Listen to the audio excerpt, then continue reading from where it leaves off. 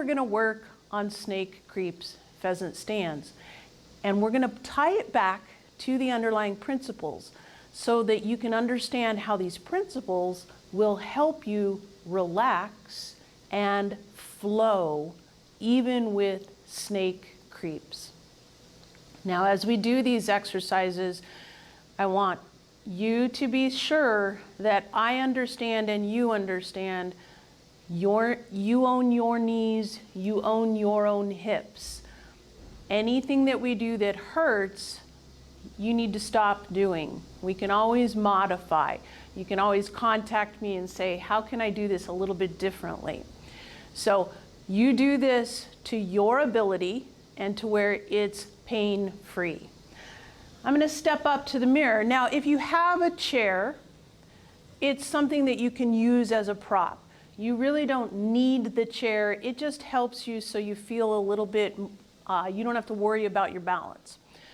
So if you have a chair and you have your hands on the back of the chair, bring your legs wide. And all I want you to do now is just go side to side. And like I said, you do it to your ability to where it's pain-free.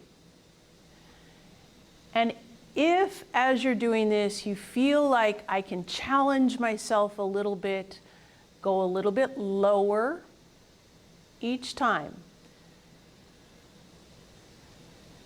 And I want you to notice, just notice right now, that we're not bending forward from the waist, right? We're lowering our center of gravity, coming up, lowering that center of gravity. Our torso is actually staying fairly straight. So as you come side to side like this is just a great stretching and strengthening exercise for you to improve your snake creeps. Now I want you to walk up, and then we're going to step away from the chair just a little bit. We're going to step to this side, and what I want you to think about is stepping out to your snake creeps. Now, as we do our snake creeps, this is a mistake that a lot of people make, is since we're going this direction, they form their bird's beak and they bring their weight over to this side, but then as they step, they bring their weight over to the right. And that's not what happens in snake creeps. What happens, you form your bird's beak, your weight is on your left, your weight actually stays on that left until you transfer and bring yourself into your pheasant stance. So you can come back to your chair, and again, this is just to hold on to, just to feel comfortable. Bring your weight to your left, and now keep it on your left and just tap that right foot out, side to side. No, we're not going to be dancing, don't worry. Now you should start to feel a little pressure in this left leg because it's holding your body up. There is no weight transfer. Now bring the weight over to the right and step out with the left. So now you're feeling that pressure in your right leg, correct? Good. So the concept of substantial and insubstantial along with your columns is actually very important with snake creeps. I'm going to move the chair over to the side here for now. When we do our snake creeps, bring your weight over to this outside column. Your weight's on the left. Now tap that right foot. As you trace that right leg, you're going to transfer the weight onto that right leg, letting that left leg become empty and come into your pheasant stance. Let's do just bring your legs wide again, and here's another exercise to help you with that shifting of the weight and figuring out how you're moving from the dantien, because that's another part of the principles that we're going to mix in here. Bring your weight over to the left by bending that left knee. Now, we're not going to go into pheasant stance. Just trace that right leg, bending the right leg, and notice how I turn my hips. I want to be able to move my dantien over this base of support eventually. But now, we're just going to go back to the left, turning our hips this way. So just go back and forth. You don't even have to form that bird's beak. Just go back and forth and challenge yourself. See if you can go a little bit lower, a little bit longer in your stance. And again, this is just an exercise that can help you with your snake creeps. One more.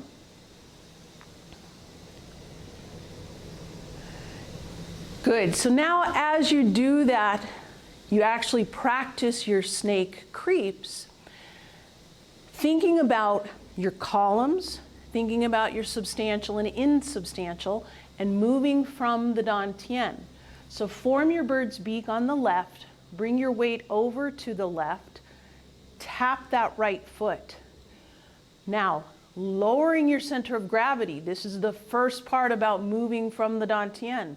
Lower that center of gravity, trace that right leg, turn, bring your dantien over your base of support, and then come into your pheasant stands. Because this leg is insubstantial now, it should theoretically be easier to lift into your pheasant stands. Keeping those columns intact is part of something that people mistake with snake creeps as well. Because what they want to do is they want to get as low as possible. So this is what they do. They bend over and try to do the snake creeps. Right? If I turn this way, they try to bend from here to get lower. And that's not what I want you to be doing for snake creeps. I want you to lower your center of gravity from your dantien. Then you can start to flow. So truly, if this is as low as you can go, that's awesome. That's as low as I want you to go. Don't try to go lower by bending over from the waist. That's not a good position. Lower your center of gravity, trace, and now bring that dantien over that base of support and come into your pheasant stance. There's an exercise for learning how to bring that dantien over that base of support. You can sit in your chair, but you have to sit forward in the chair. It's not good to sit back like this. You need to sit forward on the very edge and bring your feet out. Don't have your feet underneath you like this. Make it so it's a good 90 degrees. You can bring your hands in front, really doesn't matter where your hands go, but all you're gonna do is come forward and bring that butt just a little bit off the chair and then sit down. Bring the butt up and sit down. Bring it up and sit down. This is a good strengthening exercise for bringing your dantien over your base of support. Now, one more. Memorize this position right here that I'm in, because I want you to see as I do my snake creeps, I lower my center of gravity, lower that dantien, transfer my weight, I'm turning, bringing my dantien over my base of support, allowing this right leg now to become insubstantial. Watch, if I just bring this leg in, what's this position? It's seat where I was coming up from the chair, right?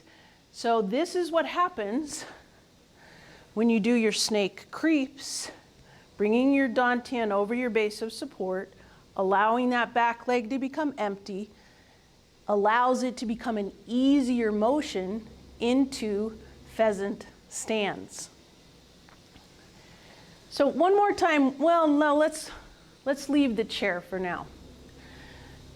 Let's go back to our exercise where you have your weight on your left and you're just tapping out. Good. Now tap forward and tap back. Keep all the weight on this left leg. It's not moving and no weight is coming onto that right leg. Good. Now bring the weight over to the right. Tap forward and tap back. Tap forward, tap back. All the weight's on that right.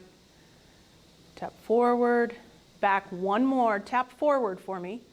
Now bring this left hand up, bring the right hand around, and pick the needle up from the C bottom. Come up, block, and fan through the back.